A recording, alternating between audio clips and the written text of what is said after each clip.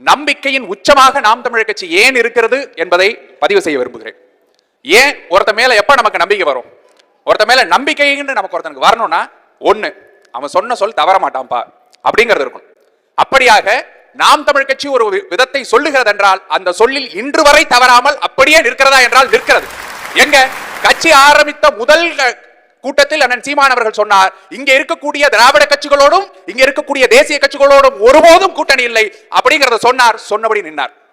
நாங்கள் இங்கே ஆணையும் பெண்ணையும் சமமாக பார்ப்போம் என்று சொன்னால் சொன்னபடி நின்றார். 50% இடஒதுக்கீடை நீங்கள் யாரும் கற்பனை கூட செய்து பார்க்க முடியாத இடத்தில் களத்தில் செய்து கொண்டிருக்கிறது நாம் தமிழர் கட்சி.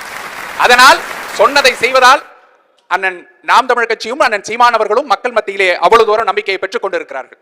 இரண்டாவதாக, ஒருத்தன் நம்பிக்கையை பெற வேண்டும், அதுவும் அரசியல் களத்தில் நம்பிக்கையை பெற வேண்டும் என்றால் எதிர்காலத்தை நோக்கி சிந்திக்க வேண்டும்.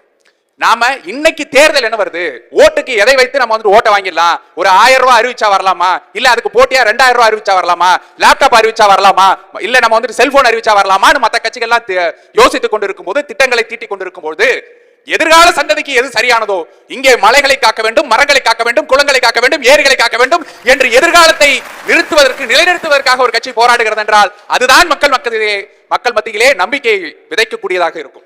மூன்றாவதாக, களத்தில் யார் வந்து நிற்கிறார்கள் என்பதுதான் மக்களிடத்திலே நம்பிக்கை கொண்டு போய் சேர்க்கும்.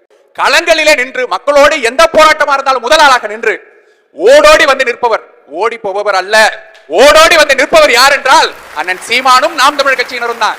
ஏன் அப்படின்னா நேற்று வரை போராட்டங்களில் ஈடுபட்டு கைதாகி இங்க இருக்கக்கூடிய அரசியல் அழுத்தங்களுக்கு நீ கைது பண்ண போறியா, முதல்ல என்ன கைது பண்ணு, அப்புறம் நீ மக்கள் மீது கை வைன்னு சொல்லக்கூடியது இருக்குல்ல, அதுதான் ஒரு தலைவன் என்ற நம்பிக்கையை எங்க மக்கள் மத்தியில கொடுக்கும்.